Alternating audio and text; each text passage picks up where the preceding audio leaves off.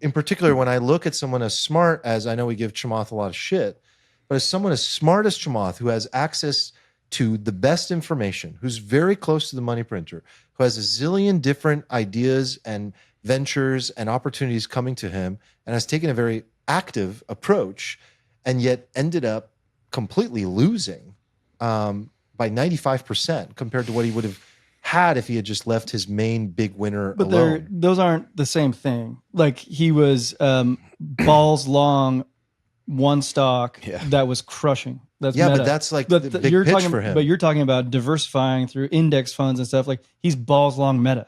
Yeah. I mean, that's completely different. You probably know this stat, but like, what percentage of stocks in the S&P over the last 100 years made up like 90% of the gains?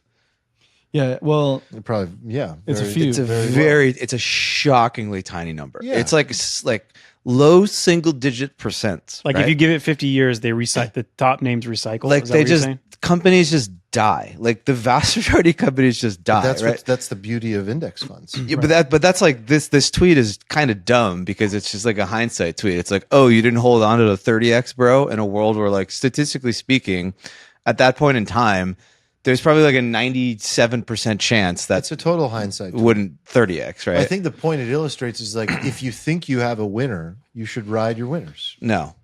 If you think you have a winner, you should ride your winners. So, like, what percentage of his net worth at $1 billion was in Facebook stock? Like 99%? Probably, yeah. Yeah, like, you're saying to me, like, okay, I have $1 billion. 99% of my net worth is in this, like, speculative tech startup. So the correct play is to just ride the winner. I mean, it wasn't a speculative tech startup, but Yeah. I mean, it's not speculative. when he was holding $1 billion of it. but the it point is, goes against what you're speculative. saying, which is to diversify. I I could show you like I agree that he had to diversify. 100 companies at the He had no time of choice. Facebook that had like a similar trajectory and then just ultimately sputtered out and didn't do anything. He was way too concentrated. He did what he Yeah. had to do. There was no way he was going to leave it all on Facebook. It was never going to happen. But I think it illustrates what resonates with me, where it's like, you sometimes just don't need to touch the buttons. No, I think you're right. As often as I think you you're. think. I think you're That's, right. I think what the point. That is correct. But let's not forget that the point of concentrating is to get rich. The point of diversifying is to stay rich. Yeah.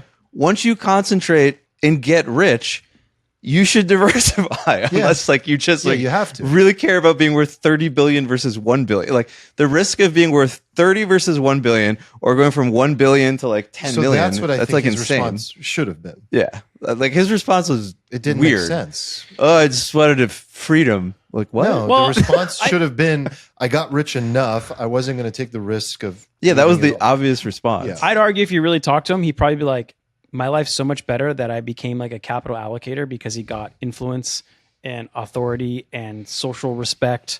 Like, when you're saying, hey, I'm handing out $1 billion to the companies and things, and I'm donating, like, What I for expected him, you to know, like, also it made say it is better. like, hey, bro, I'm the billionaire here. Like, don't worry about it. Eric's over there just being like, he should have sold calls to buy puts and hedged the whole thing, and he would have just kept it all in Meta, would have been hedged, nice little income stream, sold the tops. Yeah.